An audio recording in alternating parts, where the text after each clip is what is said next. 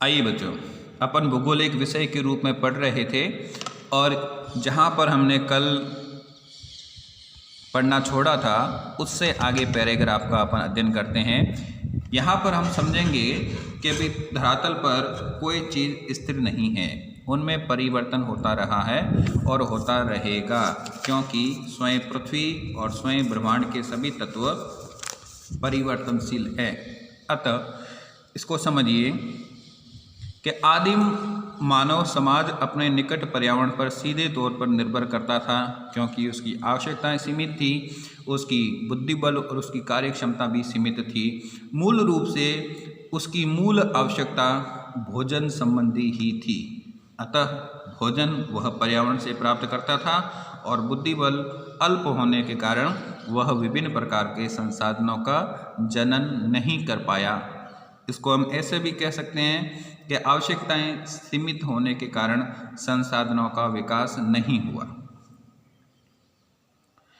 अब ऐसा नहीं है, क्योंकि अब वर्तमान में विश्व का जो मानव है वो विकसित मानव है, उसकी बुद्धि बल, उसकी कार्य क्षमता अधिक है, इसलिए उसकी आवश्यकताएं बढ़ी तो उसने विभिन्न प्रकार के संसाधनों का विकास किया। तो भूगोल इस प्रकार प्रकृति तथा मानव के समग्र इकाई के रूप में अंतर प्रक्रिया के अध्ययन से संबंधित है। बात वही आती है घूम फिर के कि प्रकृति और मानव इन दोनों का जो अंतर संबंध है, अंतर प्रक्रिया है, उसका अध्ययन ही भूगोल है। लेकिन यह अंतर क्रिया समय और कालांतर के अनुसार बदलती रही है, बदलती रहेगी। प्रारंभ में जब मनुष्य की आवश्यकताएं कम थी, वह आदिम रूप में था, तो यह अंतरक्रिया भिन्न रूप में थी। अब मनुष्य विकसित अवस्था में है तो यह अंतरक्रिया अलग रूप में है। मानव प्रकृति का एक मूलभूत भाग है तथा वह प्रकृति पर अपनी छाप छोड़ता है, क्योंकि मनुष्य ही एक ऐसा प्राणी है धरती पर जिसमें सर्वाधिक बुद्धिबल है और वह प्रकृति में परिवर्तन करने में सक्षम भी है। जैसे जैसे उसकी बुद्धिबल, उसका ज्ञान, उसका विज्ञान, उसकी तकनीकी बढ़ती जाती है, वैसे वैसे प्रकृति में परिवर्तन की संभावनाएं भी बढ़ती जाती है। प्रकृति मानव जीवन के विभिन्न पक्षों को प्रभावित करती है। प्रकृति मनुष्य को प्रभावित करती ही है। जब कभी मनुष्य अपनी चरम विकास की अवस्था को प्राप्त करता है और प्रकृति को हानि होती है, तो प्रकृति भी अपनी विभीषिका दिखाती है।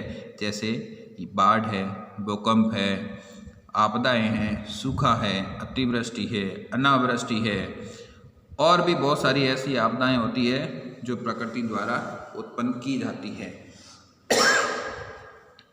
तो इसकी छाप, उसके वस्त्र प्रकृति है। प्रकृति की छाप यानी प्रकृति की विशेषता मनुष्य के विभिन्न स्वरूपों यानी सांस्कृतिक और सामाजिक स्वरूपों पर दिखलाई देता है। जो मनुष्य इन कठोर और विकट जलवायु वाले क्षेत्रों में, ऊंचाई वाले क्षेत्रों में रहते हैं, वहाँ पर उनको प्रकृति की दशाओं के अनुरूप ही रहना पड़ता है। और जहाँ मनुष्य इस मध्य अक्षांशों में अनुकूल जलवायु और उपयुक्त दशाओं वाले क्षेत्र में रहते हैं, वहाँ पर मनुष्य प्रकृति के विभिन्न नियमों को चुनौती देकर उसमें परिवर्तन करने की क्षमता रखते हैं। तो यह बात यहाँ आपको समझनी है कि प्रकृति है, उसकी छाप मनुष्य के वस्त्रों पर, जैसे कश्मीर चले जाए, कश्मीर में अधिक ठंड रहती है, तो वहाँ पर अक्सर मनुष्य है, मानव है, लंबे लंबे ऊनी वस्त्र पहनते हैं। इसकी तुलना में अगर आप उष्ण प्रदेश में चले जाएं, अपने मरुस्थल में चले जाएं, तो वहाँ के वस्त्रों में और कश्मीर के वस्त्रों में बहुत भिन्नता होगी। आवास में भी भिन्नता होगी, व्यवसाय में भी भिन्नता होगी, क्योंकि यह सभी प्राकृतिक पर्यावरण की दशाओं के अनुकूल ही निर्धारित होते हैं। मानव ने प्रकृति के साथ समझौता किया है, यानी अनुकूलन किया है। यह बात हम कल पढ़ चुके हैं। उसने अनुकूलन किया, उसने समायोजन किया और उसने प्राकृतिक दशाओं में परिवर्तन किया। तो मानव ने प्रकृति के साथ समझौता या अनुकूलन किया, एडेप्टेशन किया। जैसी प्राकृतिक दशाएं हैं उन दशाओं के अनुकूल ही, उन दशाओं के अनुरूप ही जीवन यापन करना अनुकूलन कहलाता है, जिसमें किसी प्रकार का कोई परिवर्तन नहीं करना, अथवा अपरिवर्तन, मॉडिफिकेशन किया है, समायोजन और परिवर्तन किया है। इस रूप में मनुष्य अनुकूलन करता है, समायोजन करता है और परिवर्तन भी करता है। परिवर्तन मनुष्य के विकास के साथ जुड़ा हुआ है। जैसा कि आप जानते हैं कि वर्तमान समाज आदिम समाज की अवस्था पार कर चुका है। बात वही आती है कि वर्तमान में मनुष्य का बुद्धिबल और उसकी कार्य क्षमता विकसित हो चुकी है, इसलिए वह आदिम समाज की अवस्था कर चुका है। लेकिन हालांकि वर्तमान में भी विकट क्षेत्रों में अभी भी आदिवासी जनजातियां रहती है और उन आदिवासी जनजातियों की कार्य क्षमता, उनकी सामाजिक और सांस्कृतिक संगठन की विशेषताएं सभ्य समाज की विशेषताओं से बिल्कुल भिन्न होती हैं। उसने तकनीकी की खोज एवं प्रयोग द्वारा अपने अस्तित्व के लिए सन्निकट परिवेश यानी प्राकृतिक पर्यावरण को अपरिवर्तित यानी मॉडिफाई कर प्राकृतिक संसाधनों का समुचित प्रयोग करते हुए अपने कार्य क्षेत्र के क्षितिज में परिवर्तन कर दिया है। यहाँ यह अर्थ निकलता है कि मनुष्य ने अपने बुद्धि बल का प्रयोग करते हुए, अपनी तकनीकों का प्रयोग करते हुए, प्राकृतिक संसाधनों का उपयोग करते हुए जो प्राकृतिक वातावरण की सीमाएं थी, परिवेश था, उस परिवेश को परिवर्तित किया और अपने अनुकूल विकास के लिए उसने बहुत ही उपयोगी संरचनाओं का, दशाओं का निर्माण कर लिया है। तकनीकी के क्रमशः विकास के साथ मानव अपने ऊपर भौतिक पर्यावरण के द्वारा कसे हुए बंधन को ढीला करने में सक्षम हो गया है। अर्थात मनुष्य ने तकनीकी का विकास करके प्राकृतिक दशाओं को परिवर्तित कर दिया है। जैसे नदी को उसने बार बार रोककर बांध बनाकर और उसके जल का पूर्ण उपयोग करने में वो सक्षम हो गया है। उसने कृषि का विकास किया, कृषि में भी उन्नत बीजों का विकास किया। उसने विभिन्न प्रकार के शोध करके वह न केवल पृथ्वी बल्कि अंतरिक्ष में भी पहुंच गया है। तो यह अंतरिक्ष तक जाने की कहानी है, ये मनुष्य के विकास की कहानी है। तकनीकी ने श्रम की कठोरता को कम कर दिया है। तकनीकी ने श्रम की कठोरता यानी पहले जो श्रम हाथ से जो वस्तुएं बनाई जाती थी उसमें अधिक समय लगता था, उसमें गुणवत्ता उतनी कम थी, वह काम अब तकनीकी मशीनों के द्वारा हो रहा है। उद्योगों का विकास किया, कहने का मतलब ये है, तो मानव ने उद्योगों का विकास किया, श्रम क्षमता को बढ़ाया। श्रम क्षमता वास्तव में शिक्षा से संबंधित है। जितनी अधिक शिक्षा बढ़ती जाएगी उतनी ही अधिक श्रम क्षमता बढ़ती जाएगी।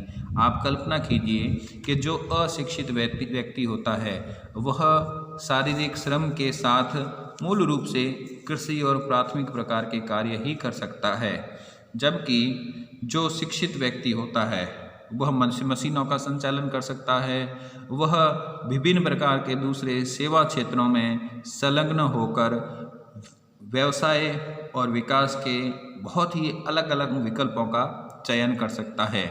इसीलिए कहा जाता है बच्चों, पढ़े लिखे की चार आंखें होती है।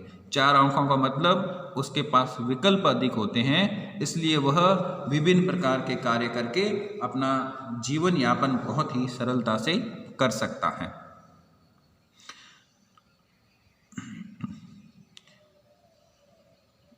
तो यहाँ पर देखिए कि तकनीकी ने श्रम की कठोरता को कम किया, श्रम क्षमता को बढ़ाया और अवकाश के प्रावधान करते हुए मानव को उच्चतर आवश्यकताओं को पूर्ण करने का अवसर दिया है। मनुष्य की उच्चतर जो आवश्यकताएं हैं उन आवश्यकताओं को पूर्ण करने का अवसर। उच्चतर आवश्यकताओं में बहुत ही नवीनतम शोधें होती है, प्रबंधन होता है और जो उच्च सेवाएं होती हैं वो सेवाएं तकनीकी से ही संभव हैं। उसने उत्पादन के पैमाने एवं श्रम की गतिशीलता में भी वृद्धि की है। उत्पादन का पैमाना, उत्पादन ज़्यादा कब बढ़ेगा? जब औद्योगिकरण होगा, जब तकनीकी का प्रयोग होगा। तो मानव ने तकनीकी का प्रयोग करते हुए उत्पादन को बढ़ाया और श्रम की गतिशीलता को भी बढ़ाया। यानी विभिन्न प्रकार के कार्यों में संलग्नता बढ़ती है तो श्रम की गतिशीलता बढ़ती है। एक परिवार के 10 व्यक्ति है जो केवल कृषि का काम जानते थे, अगर कृषि नहीं होती है तो वो 10 व्यक्ति बेरोजगार हो जाते हैं। उसकी तुलना में अगर कोई परिवार में 5 आदमी पढ़े हुए हैं तो जब कृषि कार्य नहीं होगा तो वो 5 व्यक्ति किसी अन्य व्यवसायों में संलग्न होकर अपना जीवन यापन आसानी से कर सकते हैं। इस रूप में उसकी श्रम की जो गतिशीलता है वो बढ़ जाती है। आगे समझिए बच्चों, भौतिक वातावरण एवं मानव की अन्योन्य क्रिया। बात वही जो हम पहले समझ रहे थे वापस आ गई कि भौतिक वातावरण और मानव ये दोनों अन्योन्य रूप में आपस में बहुत सी घनिष्ठ रूप से संबंधित भी हैं को एक कवि द्वारा संक्षेप में मानव और ईश्वर के बीच निम्न वार्तालाप के माध्यम से व्यक्त किया गया है। आपने मिट्टी का सृजन किया, एक काल्पनिक वार्तालाप है। मानव ईश्वर से कहता है कि आपने मिट्टी का सृजन किया, तो मनुष्य कहता है कि मैंने कप का निर्माण किया। अब कप बनाने के लिए उसने बुद्धि बल और कार्य क्षमता का उपयोग किया। तो जो दशाएं प्रकृति ने दी है मनुष्य ने उसका यूज़ किया। जो संसाधन प्रकृति ने प्रदान किए है मनुष्य उसको अपनी आवश्यकता के अनुसार उपयोग करता है। तो भगवान ने मिट्टी नामक जो संसाधन दिया है उससे मनुष्य ने कप नामक उत्पाद बना दिया और अपनी आवश्यकताओं की पूर्ति की। मनुष्य कहता है भगवान से कि आपने रात्रि का सृजन किया, तो मैंने उसके अगेंस्ट दीपक बनाया। आपने बंजर भूमि, पहाड़ी भूभाग और मरुस्थलों का सृजन किया, तो मैंने फूलों की क्यारी लगा दी, बाग बगीचे बनाए। प्राकृतिक संसाधनों का प्रयोग करते हुए मानव अपने सृजनात्मक योगदान का दावा करता है। यानी संसाधन ही है जो विकास का आधार होते हैं। जितने अधिक संसाधनों का उपयोग होगा उतना ही विकास अधिक माना जाएगा। यहाँ पर बच्चों समझिए कि प्राकृतिक पर्यावरण में वो सभी तत्व मौजूद है जो एक पशु के लिए और एक मानव के लिए हैं, लेकिन पशु के लिए वो तत्व संसाधन नहीं है, क्योंकि पशु उन तत्वों को उपयोग नहीं करता है। क्यों नहीं करता है?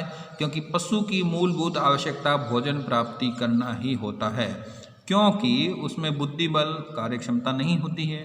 और इस सृष्टि का मानव ही एकमात्र ऐसा प्राणी है जिसमें अपार बुद्धि बल है, अपार कार्य क्षमता है और समस्त जीवों में श्रेष्ठ होने के कारण वह संसाधनों का निर्माण करने में भी सक्षम है। अतः मनुष्य विभिन्न प्रकार की सृजनात्मक क्रियाएं करता है, अपनी आवश्यकताओं की पूर्ति के लिए विभिन्न प्रकार के संसाधनों का निर्माण करता है और वही संसाधन उसकी आवश्यकताओं की पूर्ति करते हैं। तो तकनीकी की सहायता से मानव आवश्यकता की अवस्था से स्वतंत्रता की ओर अग्रसर हुआ। आवश्यकता की अवस्था से स्वतंत्रता की ओर। प्रारंभ में मनुष्य की जीवन यापन की जो आवश्यकता थी खाद्यान्न पर या फिर केवल जीवन यापन के लिए भोजन पर निर्भर होना, वह आवश्यकता तकनीकी के साथ परिवर्तित होती जा रही है। मनुष्य ने उस आवश्यकता पर जीत हासिल की और अब स्वतंत्रता की ओर अग्रसर हुआ है, यानी चहुमुखी विकास की ओर अग्रसर हुआ है। उसने सर्वत्र अपनी छाप छोड़ी है। मनुष्य विकास के नए नए आयाम स्थापित करता जा रहा है तथा प्रकृति के सहयोग से नई संभावनाओं का सृजन किया है। प्रकृति के सहयोग से, क्योंकि जो भी संसाधन हमें प्राप्त होते हैं वो प्रकृति के अनुरूप प्रकृति में ही प्राप्त होते हैं, प्रकृति से ही प्राप्त होते हैं। अतः उन संसाधनों का उपयोग करते हुए विभिन्न संभावनाओं का सृजन किया है। इस प्रकार हमें मानवीकृत प्रकृति एवं प्रकृति संभावित मानव के दर्शन होते हैं। दोनों के अंतर संबंधित रूप की मानवीकृत पृथ्वी और पृथ्वीकृत मानव दोनों एक रूप से संबंधित है, अंतर संबंधित है। अर्थात भौतिक पर्यावरण और मनुष्य दोनों का गहरा अंतर संबंध है। भूगोल इसी अंतर प्रक्रियात्मक संबंध का अध्ययन करता है। दोनों एक दूसरे से घनिष्ठ रूप से संबंधित है और इसी का अध्ययन है वो मानव करता है। तो परिवहन और संचार के साधनों के जाल तथा पदानुक्रमिक केंद्रों के माध्यम से क्षेत्र समाकलित और संगठित हो गए। पदानुक्रमित है क्रमशः पद के अनुसार छोटे से बड़े रूप में, जैसे प्राइमरी स्कूल होती है, फिर सेकेंडरी, फिर हायर सेकेंडरी, फिर कॉलेज, फिर पीजी कॉलेज, इस तरह से फिर यूनिवर्सिटी। तो इस तरह से पदानुक्रमिक केंद्रों के माध्यम से क्षेत्र समाकलित और संगठित हो गए हैं। क्षेत्र हैं वो संगठित हो गए हैं। पदानुक्रमित केंद्रों में अपन ये मान सकते हैं जैसे गांव हैं, ठीक है ना, छोटा गांव का पंचायत है, फिर शहर पर आ जाओ, तुम्हें बड़े कस्बे पर आ जाओ, कस्बे से फिर बड़े शहर, फिर महानगर।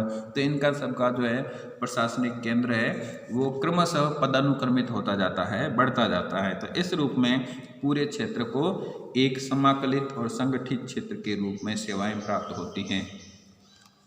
तो एक सामाजिक विज्ञान के रूप में भूगोल इसी क्षेत्रीय समाकलन और संगठन का अध्ययन करता है कि धरातल पर किस प्रकार से सामाजिक और सांस्कृतिक विशेषताएं एक दूसरे से अंतर संबंधित हैं, एक दूसरे को प्रभावित करती है और किस प्रकार से वह प्रकृति और मानव दोनों के सहयोग का प्रतिफल होते हुए मनुष्य के विभिन्न नवीन विकास के लिए अनुकूलताएं प्रदान करती हैं।